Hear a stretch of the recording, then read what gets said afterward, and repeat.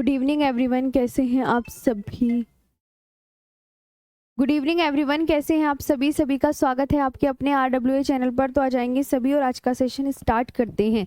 जी जी, कैसे हैं आप सभी, जल्दी से बता दीजिएगा और बहुत अच्छे से आज का सेशन स्टार्ट करेंगे। ठीक, आज हम पढ़ेंगे भारतीय कृषि के विषय में और बहुत इंपॉर्टेंट है।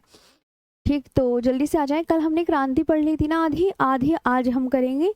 और फिर ये जो है भारतीय कृषि वाला टॉपिक भी ना आपका क्लियर हो जाएगा आज पूरी तरीके से। और उसके बाद ना हम मिट्टियों का टॉपिक स्टार्ट करेंगे आज की क्लास में, जल्दी से। जी जी, गुड इवनिंग एवरीवन, सभी जल्दी से आ जाएं। बढ़िया,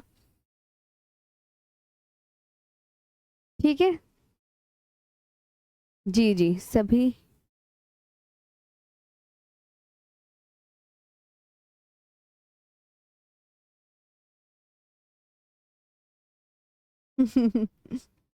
चले तो स्टार्ट करें फिर आज का सेशन बहुत अच्छे से। फिर आज का सेशन स्टार्ट करते हैं, मन लगा के पढ़िएगा और अच्छे से करेंगे। जी, अभी इंडियन ज्योग्राफी कंप्लीट तो होने दो। कंबाइंड पीडीएफ तो तभी दूंगी मैं तुम्हें। कंबाइंड पीडीएफ की बड़ी जल्दी लग जाती है सभी को, है।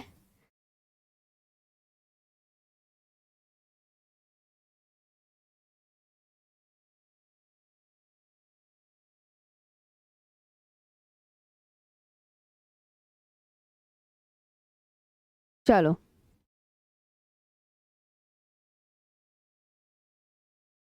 बहुत अच्छे से फिर करेंगे और अच्छे से आज का सेशन पढ़ेंगे। कल मैंने ग्रे क्रांति तक पढ़ाया था ना आपको, मुझे बताओ एक बार, है ना।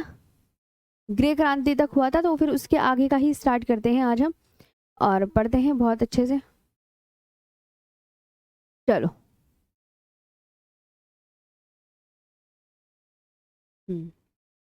गुलाबी क्रांति किससे संबंधित है। अब आती है गुलाबी क्रांति, है ना। क्रांति लिखवा रही थी ना, बहुत अच्छे से क्रांति ही करनी है पहले तो, क्योंकि गुलाबी, इसे मैं पिंक गुलाबी लिख के और पिंक लिख देती हूँ कि पिंक रिवोल्यूशन किससे संबंधित है। गुलाबी क्रांति या पिंक रिवोल्यूशन किससे संबंधित है, तो आप क्या बोलोगे मैम, प्याज उत्पादन या झींगा उत्पादन से, अनियन प्रोडक्शन या प्रॉन प्रोडक्शन से संबंधित है। लिख लेंगे। तो मैं अनियन और प्रॉन्स लिख रही हूँ। ओके, अनियन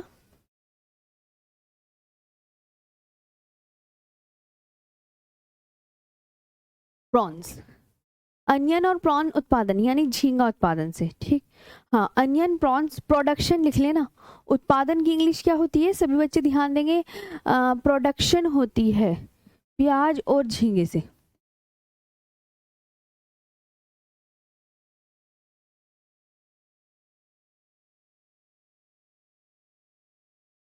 प्याज और झींगा, ठीक है। हाँ, ये हो गया है। अब आती है लाल क्रांति।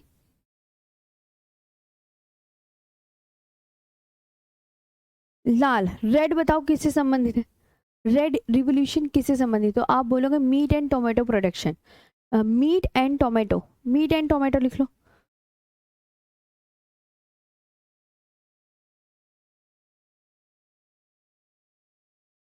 है ना, मीट यानी मांस और टमाटर।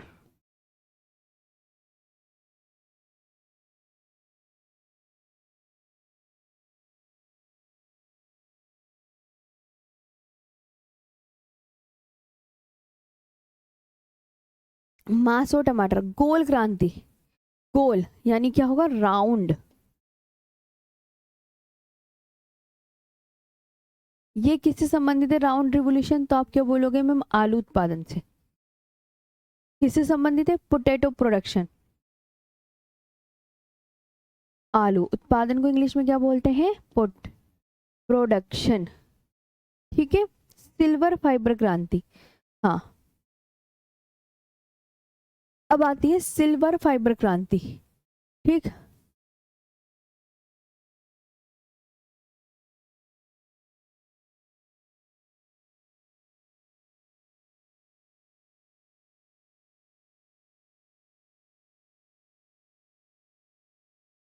सिल्वर फाइबर क्रांति। ठीक, सिल्वर रिवोल्यूशन।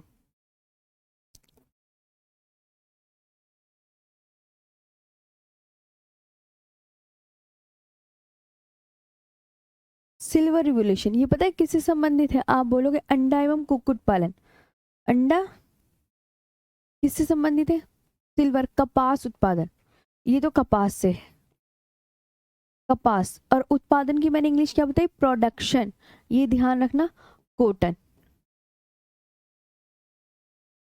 नेक्स्ट लिखेंगे आप, ये लिख लिया सबने, रजत क्रांति।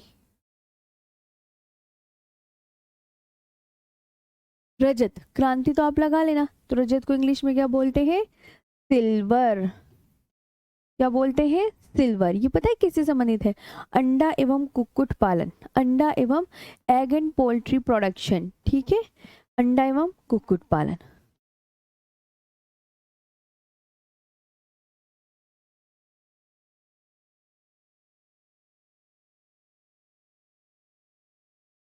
अंडा एवं कुक्कुट पालन, egg and poultry production.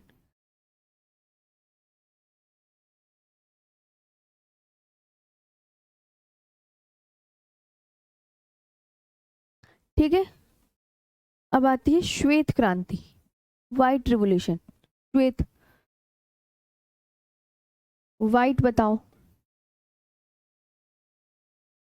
White जो संबंधित है वो है दूध एवं डेयरी उत्पादन, दूध एवं डेयरी उत्पादन।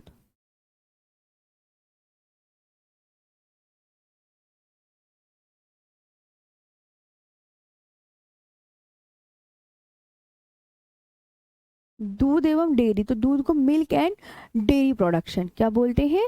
Milk and dairy. और उत्पादन की इंग्लिश क्या होती है? प्रोडक्शन, है ना, ये ध्यान रखना। इसके बाद आपको जो याद रखना है, कहाँ तक लिखी? श्वेत क्रांति तक आ गई, पीली, येलो रिवोल्यूशन। येलो बताओ किससे संबंधित है? तो येलो जो आपकी है, ऑयल सीड्स प्रोडक्शन, तिलहन।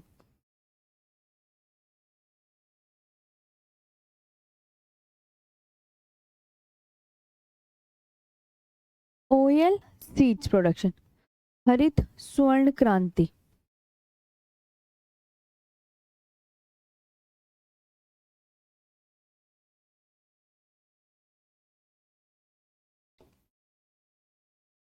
हरित स्वर्ण क्रांति, ग्रीन गोल्ड रिवोल्यूशन।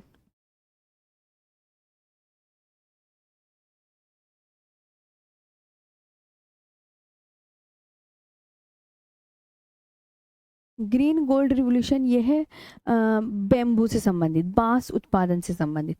किससे संबंधित है? बांस, बेम्बू,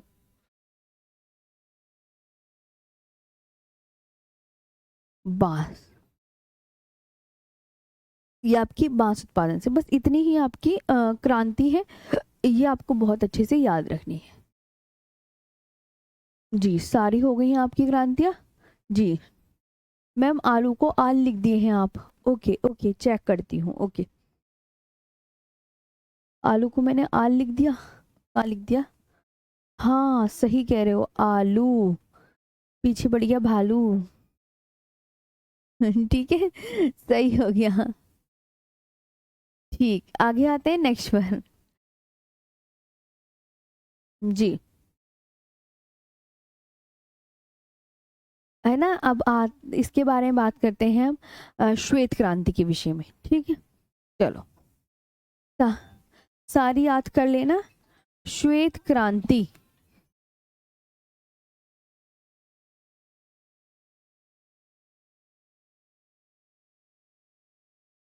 श्वेत क्रांति,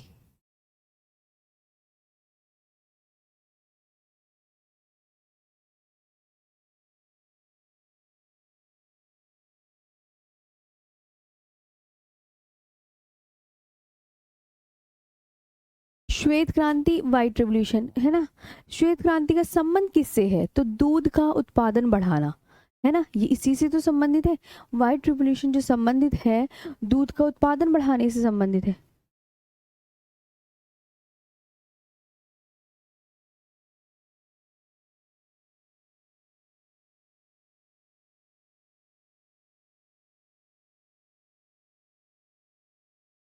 दूध के उत्पादन बढ़ाने से संबंधित है। और इसकी जो जनक है, अगर कहने लगे कि father of white revolution, Bharat में श्वेत क्रांति के जनक कौन है? भारत में श्वेत क्रांति के जनक,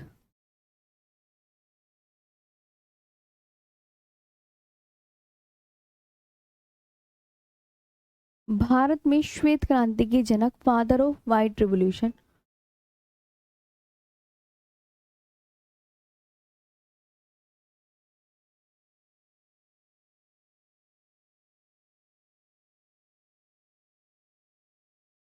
फादर ऑफ वाइट रिवोल्यूशन, तो आप क्या बोलोगे ma'am? Father of white revolution Varghese Kurien है। कौन है? वर्गीज कुरियन।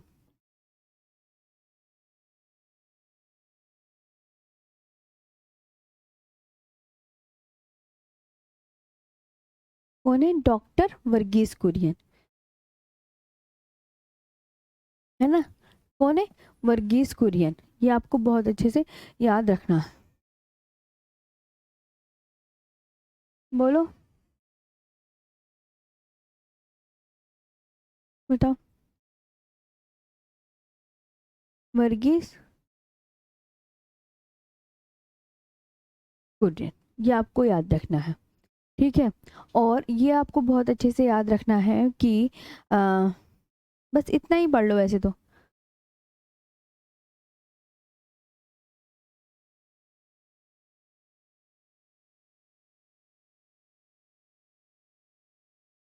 एक इससे संबंधित जो पूछा जाता है मैं बता देती हूँ। राष्ट्रीय डेयरी विकास बोर्ड एस्टेब्लिश्ड कब हुआ था? ये पूछा जाता है ना? ठीक। राष्ट्रीय डेयरी विकास बोर्ड,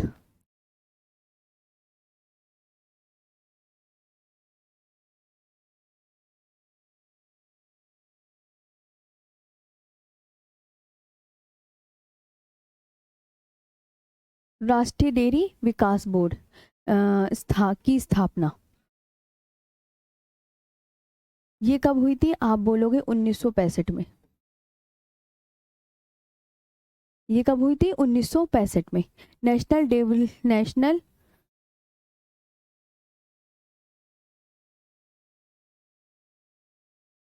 स्पेलिंग बताओ। नेशनल डेयरी डेवलपमेंट बोर्ड, ठीक है। क्या है? आप बोलोगे मैम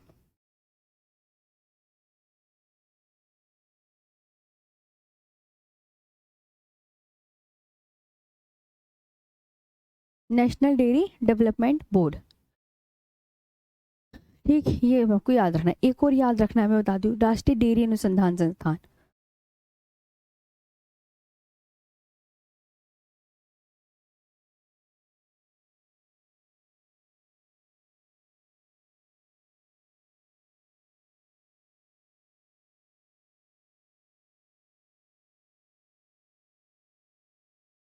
राष्ट्रीय डेयरी अनुसंधान संस्थान, national dairy research institute.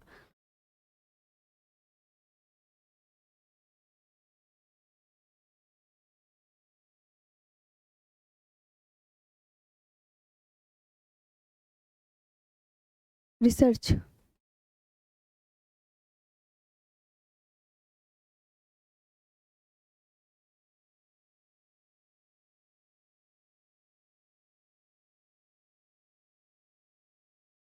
Institute, ठीक है। ये याद रखेंगे। तो आप बोलोगे मैम ये स्थापित हुआ था करनाल हरियाणा में।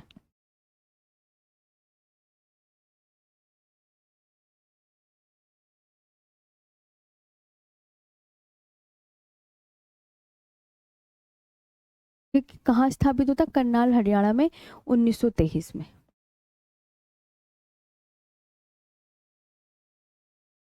ये याद रखना है, ठीक। समझ आया? NDRI बोलते हैं इसे शॉर्ट में, NDRI, national dairy research institute, ठीक है। ये आपको बहुत अच्छे से याद रखना है। तो ये श्वेत क्रांति के जनक के विषय में हो गया, ये आपको बहुत अच्छे से पढ़ना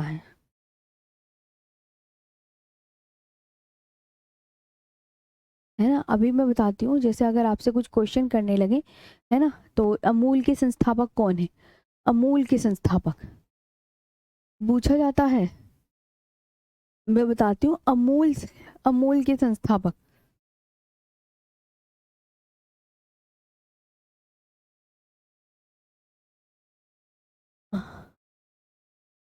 कौन है अमूल के संस्थापक? डॉक्टर वर्गीस कुरियन।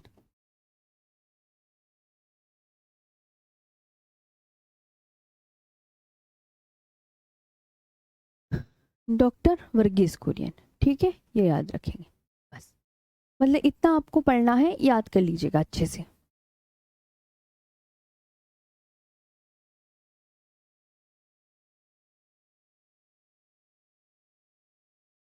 अब हरित क्रांति जो है वो भी मैं बता दूं किससे संबंधित है। ठीक है।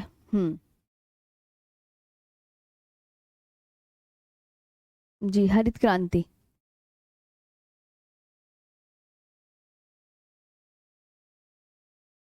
हाँ हाँ, सही है मैम। हम्म।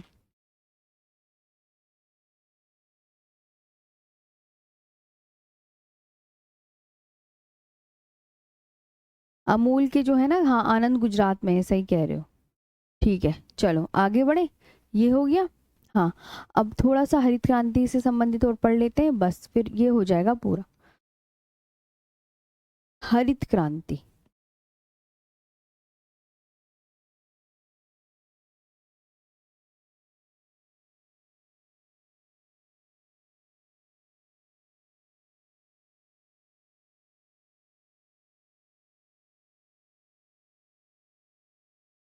ग्रीन रिवोल्यूशन जो संबंधित है वो है खाद्यान्न उत्पादन से। ये तो तुम्हें सबको ही पता है, कोई पूछे तो किससे संबंधित है? खाद्यान्न उत्पादन से।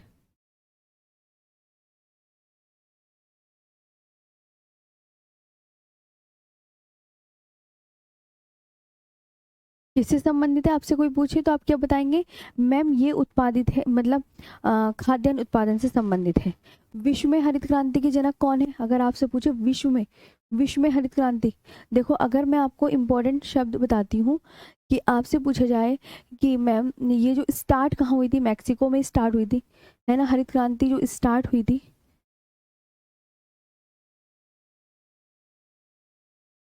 कहाँ हुई थी? मैक्सिको में।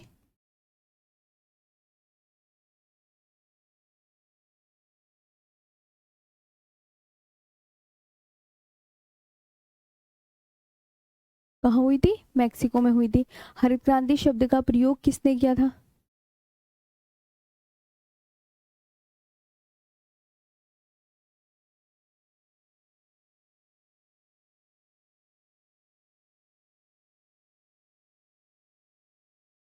हरित क्रांति शब्द का प्रयोग डॉक्टर विलियम गोड ने किया था।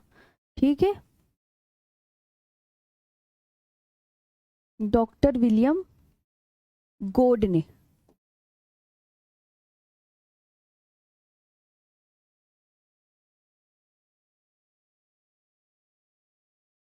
किसने किया था हरित क्रांति शब्द का प्रयोग? डॉक्टर विलियम गोड ने।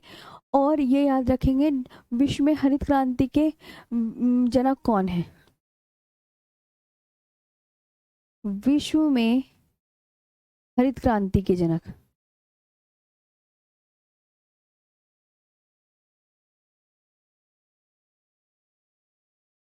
Father of green revolution world में फादर ऑफ ग्रीन रिवोल्यूशन कौन है? बताइए। तो आप क्या बोलोगे? Doctor Norman Borlaug. Doctor Norman Borlaug. क्या लिखेंगे? Doctor Norman Borlaug. ये है विश्व में हरित क्रांति के, कि मैम इन्होंने स्टार्ट की थी।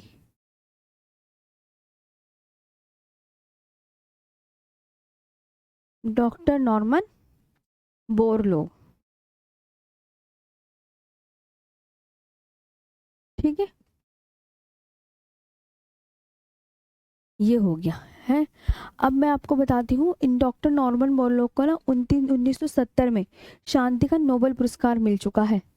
1970 में शांति का, किसका? शांति का नोबेल पुरस्कार मिल चुका है।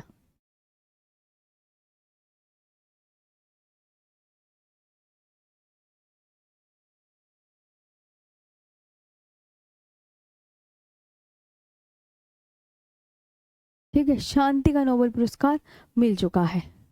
ये आपको बहुत अच्छे से याद रखना है। अब आपसे कहने लगे भारत में हरित क्रांति के जनक कौन है, बताओ। भारत में हरित क्रांति के जनक, सभी बताएंगे भारत में हरित क्रांति के जनक।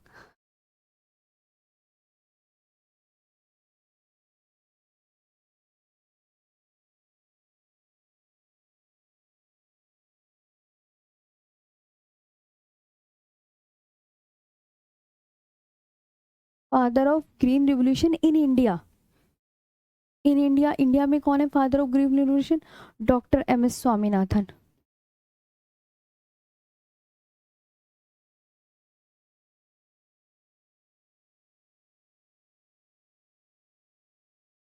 डॉक्टर एम एस स्वामीनाथन, ठीक है। हाँ, ये आपको याद रहना है। और इसका जो विकास हुआ था भारत में पंजाब, हरियाणा, पश्चिमी यूपी में।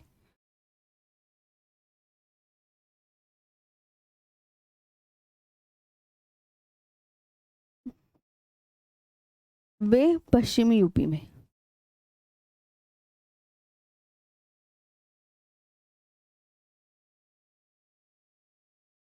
पश्चिमी यूपी में, ठीक। ये आपको बहुत अच्छे से याद करना है। आगे आए। हाँ,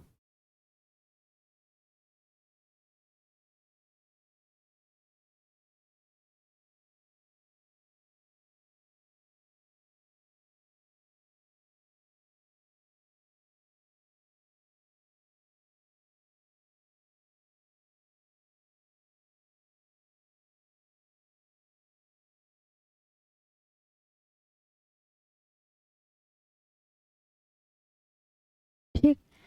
हाँ,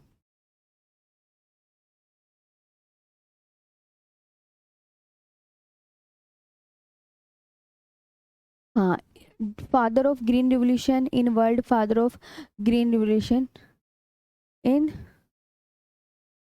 हाँ, इन इंडिया।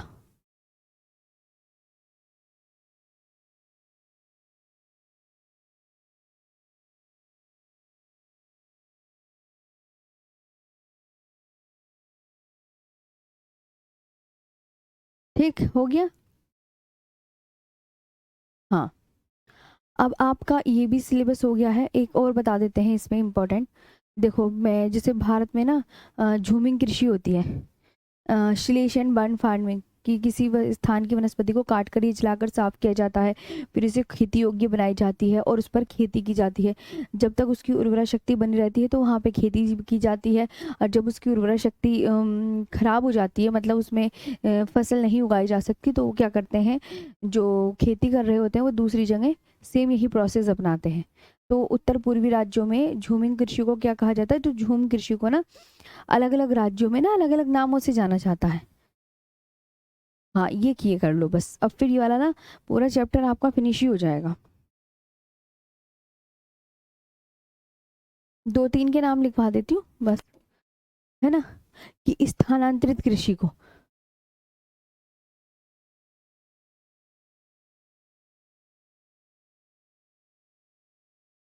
इसे बोलते हैं शिफ्टिंग कल्टीवेशन।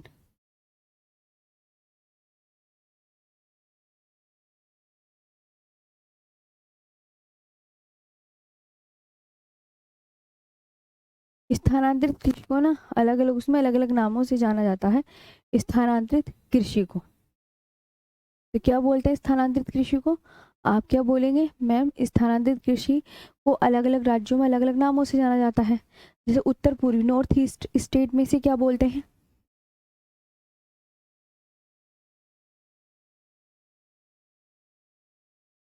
उत्तर पूर्वी राज्यों में क्या बोलते हैं इसे?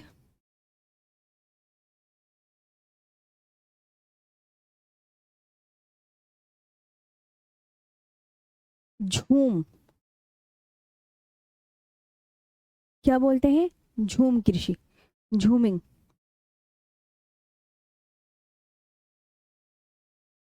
ठीक, ये आपको बहुत अच्छे से झूम ये याद रखना है, ठीक है। और अलग अलग राज्यों में स्थानांतरित कृषि क्या होता है, तो समझेगा आगे ना। स्थानांतरित कृषि होता क्या है बताना? किसी स्थल की, जैसे कोई मान लो आप हो, किसी स्थल की वनस्पतियों को काटकर या जलाकर साफ किया जाता है, फिर उसे खेती योग्य बनाया जाता है, और जब तक उसकी उर्वरा शक्ति बनी रहती है उस जमीन की, तब तक वो वहाँ पर खेती करते हैं। जब लगता है इसकी उर्वरा शक्ति की नष्ट हो गई है, तो उसे इस स्थान को छोड़कर वो मनुष्य चले जाते हैं, और इस स्थानांतरित कृषि को कर्तन एवं दहन कृषि के नाम से भी जाना जाता है। ये बात भी आप बहुत अच्छे से याद रखेंगे जी। और इनके अलग अलग नाम हैं, मतलब उत्तर पूर्वी राज्यों का तो बहुत इंपॉर्टेंट है, ये अब पूछे पूछा जाता है ना। जैसे मणिपुर में स्थानांतरित कृषि को क्या कहते हैं, पता चल गया ना स्थानांतरित कृषि क्या होती है। और अगर आपसे पूछें कि स्थानांतरित कृषि क्या पर्यावरण के लिए हानिकारक होती है, तो हाँ, हानिकारक होती है, ये याद रखना। मणिपुर में पामलू, क्या बोलते हैं, पामलू, पामलू हो गया, बिल्कुल। ये आपको बहुत अच्छे से याद रखना है।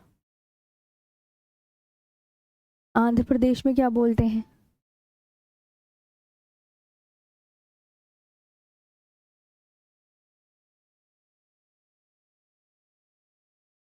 आंध्र प्रदेश में क्या बोलते हैं, तो आप क्या बोलोगे, पोडू या पेंडा।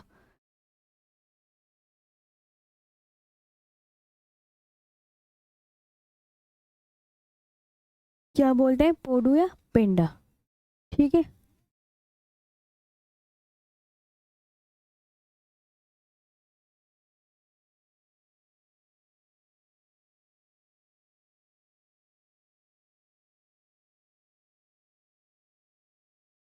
पोडू और पेंडा, कुमार।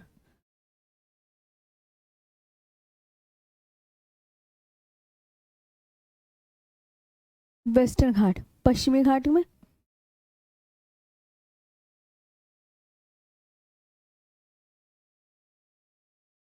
पश्चिमी घाट में क्या बोलते हैं, बताओ फटाफट से, कुमार।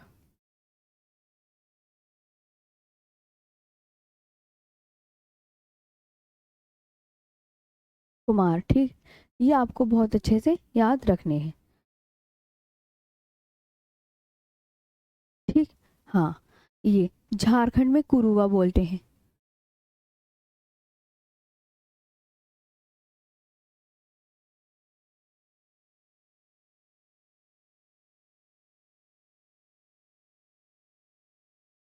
झारखंड में क्या बोलते हैं, कुरुवा,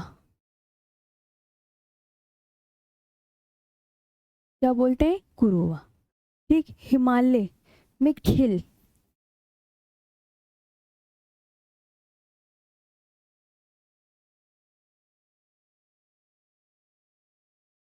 ये सब फैक्चुअल डाटा है, बस इतना ही बहुत है, तो याद कर लो, वही इंपॉर्टेंट है ना, बस यही याद कर लेना,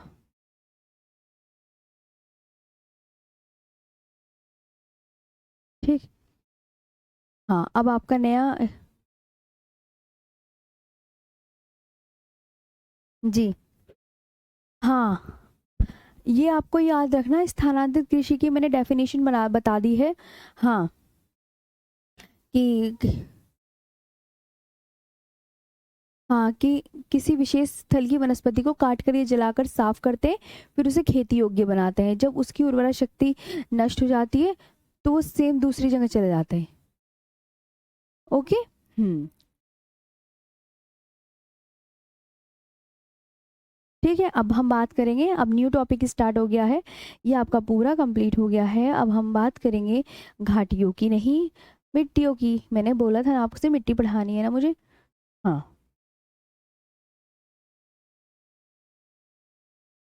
बताओ। चलो, भारत की मिट्टी पढ़ाएं।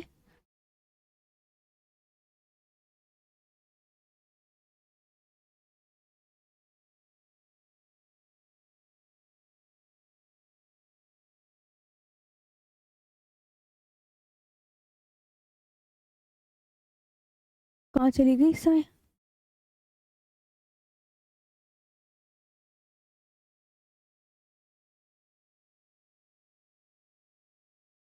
हम्म, न्यू टॉपिक पढ़े।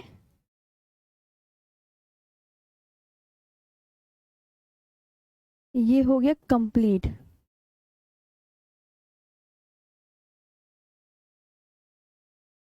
कंप्लीट है ना। आगे आते, भारत की मिट्टियां।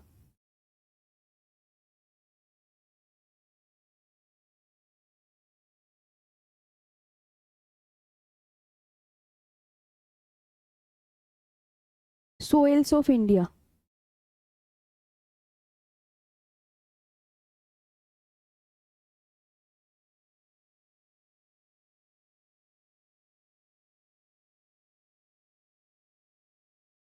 अब देखो, सबसे पहले मैप बनाओ सुंदर सा।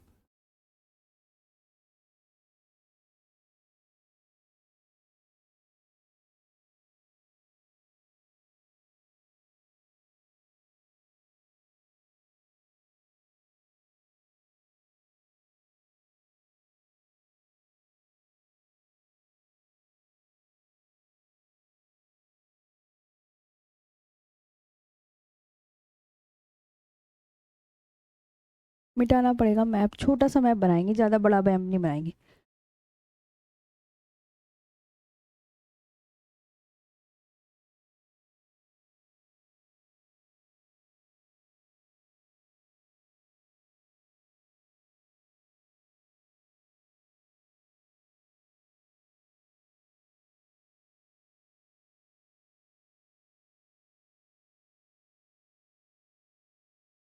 ये है, ठीक, ये ध्यान रखो। अब सबसे पहले तो इधर बनानी है आपको पर्वतीय मिट्टी। ये यहाँ से ये लाइन ड्रॉ करो और ये ड्रॉ करो। ये आपकी पर्वतीय मिट्टी।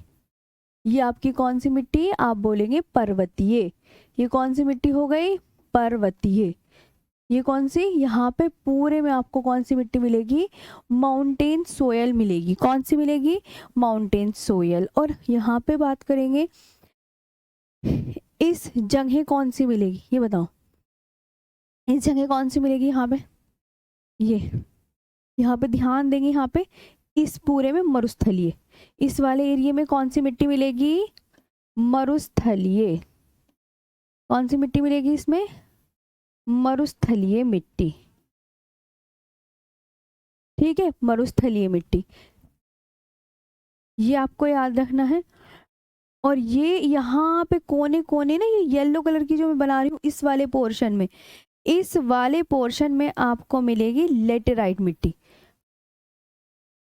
कौन सी मिट्टी मिलेगी, लेटेराइट मिट्टी, ये याद रखना है। इसमें लेटेराइट मिट्टी मिलेगी इतने वाले में। और यहाँ पे ना कोने कोने में, इस वाले कोने में ध्यान देंगे सभी, मैंने क्या बताया, इस वाले कोने में, यहाँ पे जो चल रहे हैं ना, ये कोने में, यहाँ पे कौन सी मिलेगी, तो आप बोलोगे जलोढ़। ये वाली यहाँ पे पूरे में जलोढ़। महानदी, गोदावरी, कृष्णा, कावेरी, इन नदी घाटियों में जलोढ़ मिट्टी पाई जाती है। और इधर बात याद रखेंगे, यहाँ पे, इधर आओ सब, यहाँ देखो ऐसे, इतने पोर्शन में ना, ये जो मैं बना रही हूँ, ये जो पोर्शन बनना है, ये ध्यान रखना। ये ये ये देखो ध्यान से, ये है आपकी, यहाँ पे आप बोलोगे मैम देखो, यहाँ पे भी लाल मिट्टी मिलेगी, ये है लाल। और इधर मिलेगी काली।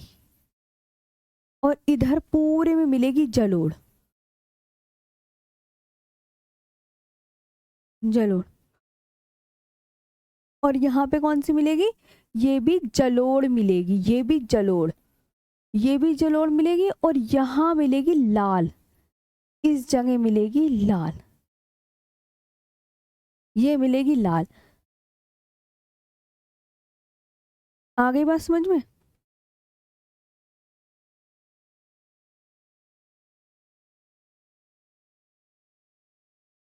और लेटराइट सोयल, ठीक, मरुस्थलीय, जलोढ़, ठीक। कौन सी कहाँ पाई जा रही है, सब ध्यान दे लो। अच्छा मैम हम समझ गए। और पता है नीचे वाले पोर्शन में दक्षिण भारत में भी लाल ही मिट्टी मिलती है। लाल, लाल देखो लाल मिलेगी, फिर इधर जलोढ़, फिर इधर काली, फिर इधर कोने कोनों में, इस कोने में लेटराइट मिट्टी, इस कोने में जलोढ़ मिट्टी, और इधर काली, इधर लाल, और काली लाल के ऊपर जलोढ़ मिट्टी, और इधर पर्वतीय, इधर पर्वतीय, इधर पर्वतीय, और ये जलोढ़ और ये लाल, ठीक है, और इधर मरुस्थलीय। ये आपको पता है, ये रेगिस्तान वाला पोर्शन आ गया, तो रेगिस्तान वाले पोर्शन में सारी आपको कौन सी मिट्टी मिलेगी, मरुस्थलीय मिट्टी मिलेगी सारे रेगिस्तान वाले पोर्शन में, और यहाँ पे कोने में लेटराइट सोयल मिलेगी। ठीक, इतना आपको बहुत अच्छे से मैप बना लीजिएगा सभी प्यार से, बहुत अच्छे से। ठीक है, अब इसके बारे में फिर हम एक एक चीज बहुत अच्छे से पढ़ेंगे।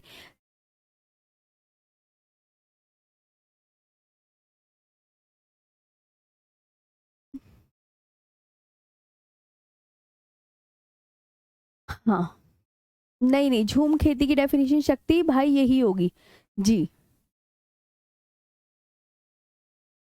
ठीक है, चलो। हाँ, मिट्टी के अध्ययन को पेडोलॉजी कहते हैं, कोई बच्चा कह रहा है जी। ठीक, चलो, अब मैं लिखवा दूँ सब अच्छे से। हाँ, ऊपर ऊपर में पूरे में, ऊपर ऊपर में पर्वतीय, यहाँ जलोढ़ मिलेगी, यहाँ यहाँ आपको पता है उत्तर भारत का विशाल मैदान है, तो उत्तर भारत के विशाल मैदान में आपको जलोढ़ मिट्टी, इधर जलोढ़, और इधर तो आपको पता है थार का मरुस्थल है, तो थार के मरुस्थल में तो मरुस्थलीय मिट्टी मिलेगी, इधर लेटराइट, इधर महानदी गोदावरी कृष्णा कावेरी नदी घाटियों में जलोढ़ मिट्टी, इधर काली, इधर लाल। आगे बढ़ते हैं नेक्स्ट पर। नेक्स्ट देखते हैं अगला, मृदा शब्द की उत्पत्ति।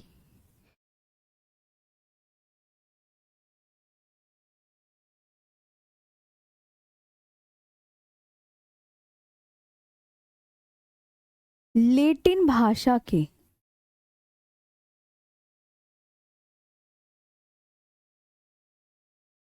किससे हुई है, लेटिन भाषा के सोलम से, सोलम शब्द से हुई है। किससे हुई है, सोलम, सोलम शब्द से हुई है।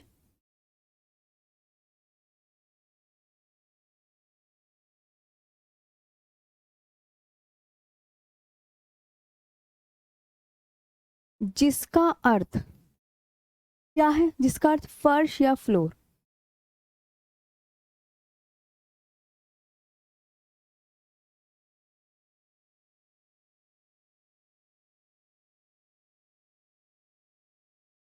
ठीक है, फर्श या फ्लोर, मृदा का संगठन। अब मृदा में कौन कौन भाग लेते हैं, मृदा का संगठन, किसका, मृदा का संगठन। कंपोजिशन ऑफ सोयल, क्या बोलना है, composition of soil, composition of soil, composition of soil. सबसे पहले जैसे मृदा जैसे बनती है, तो मृदा में क्या क्या तत्व होते हैं, मृदा में क्या क्या तत्व होते हैं, ह्यूमस तथा कार्बनिक पदार्थ होते हैं, इससे बनती है, ये बहुत इंपॉर्टेंट है। मिट्टी में क्या पाया जाता है, ह्यूमस तथा क्या पाया जाता है, कार्बनिक पदार्थ, और ये कितने परसेंट में पाया जाता है, ये भी आपको याद रखना है। ह्यूमस तथा कार्बनिक पदार्थ ये कितने में, लगभग 5 से 10%। कोई पूछे कितने परसेंट पाया जाता है, लगभग, ये लगभग का साइन है, 5 से 10% पाया जाता है मिट्टी के अंदर ह्यूमस तथा कार्बनिक पदार्थ। अगर आपसे कहें खनिज पदार्थ कितना है, खनिज पदार्थ बताओ, खनिज पदार्थ, मिनरल मैटर,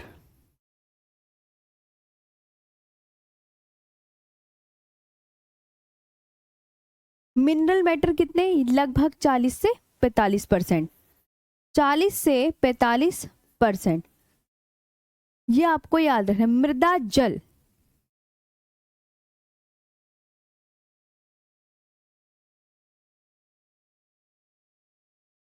मृदा जल, air water, air water, okay, ये कितना है, लगभग 25%।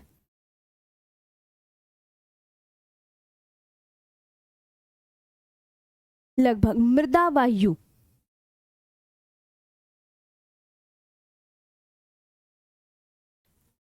एयर सोयल,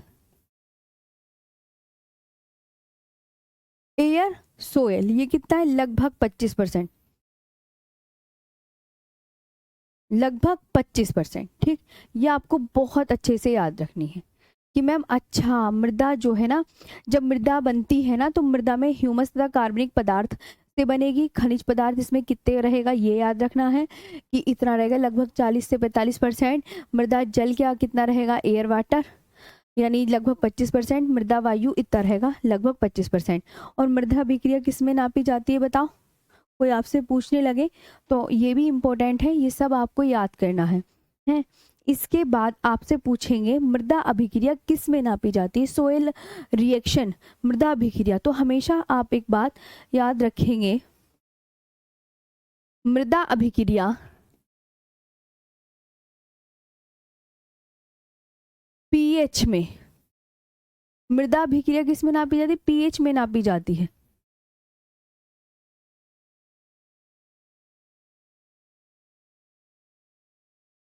पीएच में नापी जाती है सोयल रिएक्शन।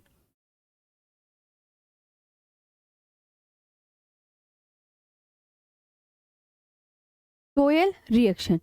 अब पता है कैसे, जैसे एग्जामिनर आपसे सपोज करो ये पूछे, तुम्हें ये तो पता चल गया कि मिट्टी की जो रिएक्शन है वो पीएच में नापी जाती है। उदासीन मृदा का पीएच मान, ये पूछे आपसे एग्जामिनर, क्या पूछे आपसे एग्जामिनर, उदासीन मृदा का पीएच मान पूछे, तो आप क्या बताएंगे। उदासीन मृदा का पीएच मान पता है कितना था, 7.0। अम्लीय मृदा का पीएच मान, इसका अम्लीय मृदा का पीएच मान, अम्लीय मृदा का पीएच मान, इसका अम्लीय मृदा का पीएच मान। तो अम्लीय मृदा का जो पीएच मान होता है वो 7.0 से कम होता है, 7.0 से कम, हमेशा याद रखना। 7 इसे न्यूट्रल सोयल बोलते हैं, इंग्लिश में नहीं लिखा क्या, इंग्लिश में न्यूट्रल सोयल।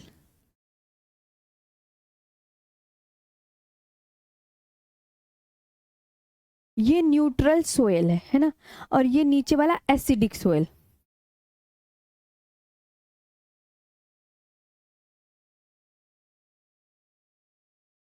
ये एसिडिक सोयल। ठीक, अब है ना लास्ट में, जैसे एग्जामिनर पूछे क्षारीय मृदा का पीएच मान, किस मृदा का, क्षारीय मृदा का।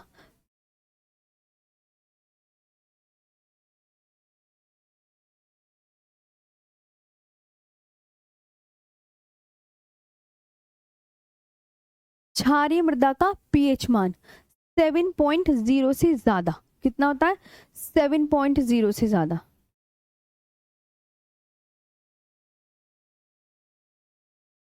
सेवन पॉइंट जीरो से एल्कलाइन सोयल,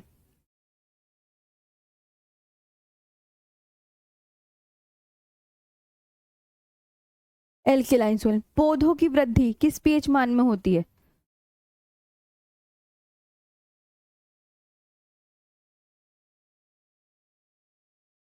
पौधों की वृद्धि, प्लांट्स ग्रोज किस में करते हैं,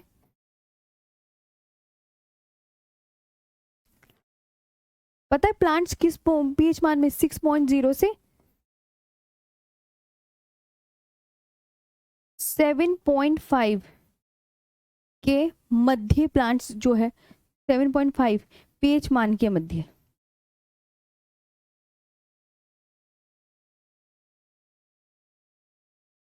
ये याद रखना, ठीक है। हाँ, ये आपको मतलब अच्छे से याद रखना है कि मैम हाँ ये हमें करना है, ठीक है जी, है ना। कि मृदा सोयल रिएक्शन आपसे पूछे किस में नापी जाती है, पीएच में।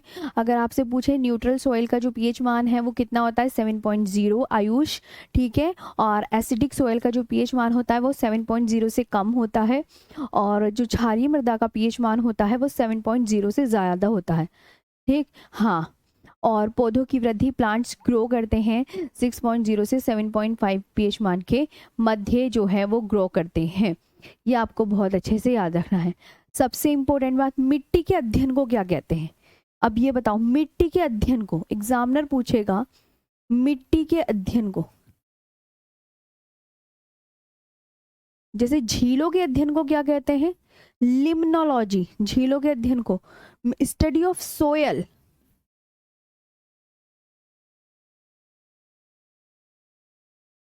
स्टडी ऑफ सोयल, मिट्टी के अध्ययन। पेडालॉजी, क्या कहते हैं, पेडोलॉजी।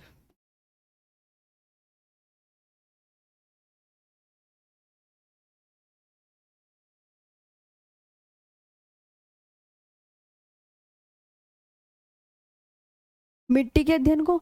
और अब आपको जो याद रखना है, झीलों के अध्ययन को।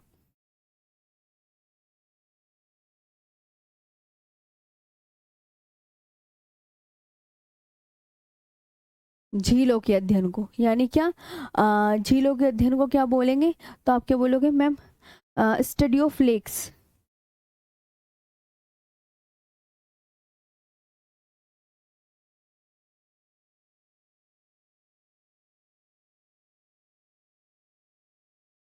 स्टडी ऑफ लेक, तो आप क्या बोलोगे, लिम्नोलॉजी। लिम्नोलॉजी।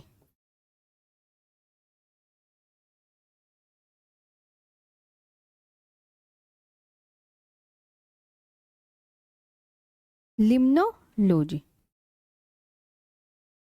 ये ध्यान रखना है ना, ये आपको मतलब पढ़ना ही पढ़ना है, लिम्नोलॉजी। अब जैसे एक और बात बताती हूँ, भारतीय कृषि अनुसंधान परिषद,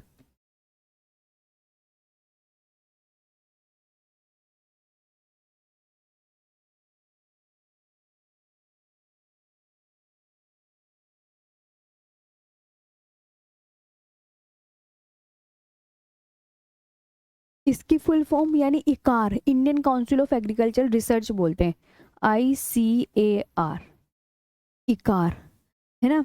भारतीय कृषि अनुसंधान परिषद ने 1986 में बताया कि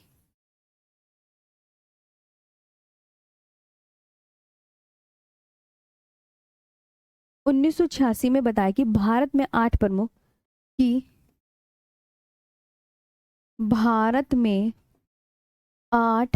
प्रमुख भारत में 8 प्रमुख तथा 27 गौण मृदाएं प्राप्त होती हैं।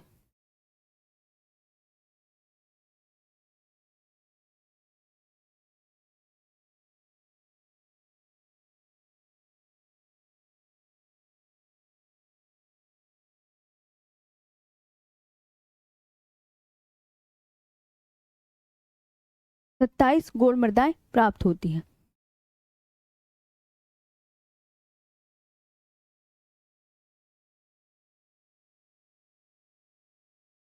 Indian council of agricultural research,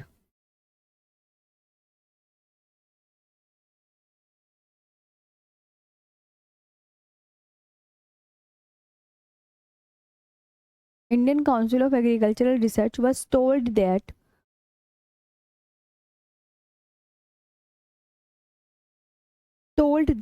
8 major and 27 minor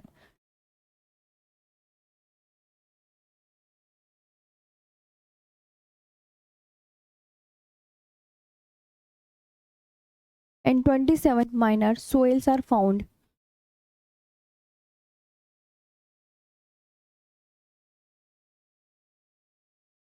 in India।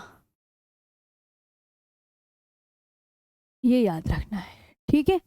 हाँ, बहुत अच्छे से, यहाँ तक समझ में आया। जी जी,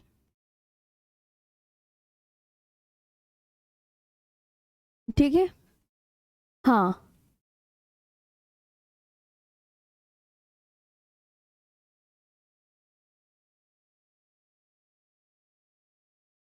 ठीक। तो बहुत अच्छे से आज का यहीं पे चैप्टर ओवर करें, बाकी मैं कल करवा दूंगी बहुत अच्छे से कि मिट्टी के अध्ययन को क्या कहते हैं, है ना। हाँ, पेडोलॉजी, झीलों के अध्ययन को लिम्नोलॉजी, और भारतीय कृषि अनुसंधान परिषद यानी इंडियन, इसकी फुल फॉर्म क्या होती है, Indian council of agricultural research ने 1986 में बताया कि भारत में 8 प्रमुख तथा 27 गौण मृदाएं प्राप्त होती हैं। ये सब तो बताया है ना। चलो, तो इन्हें आप अच्छे से याद कर लोगे ना।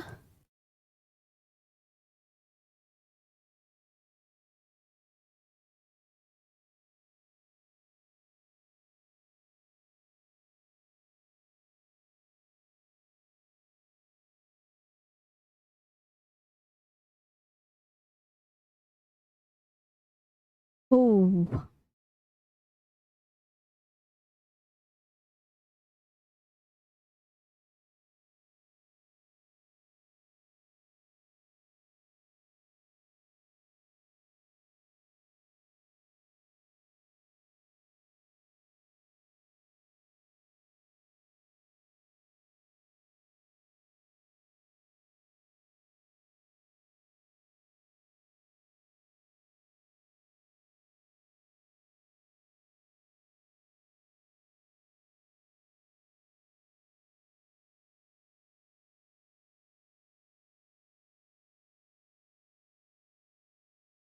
सेब,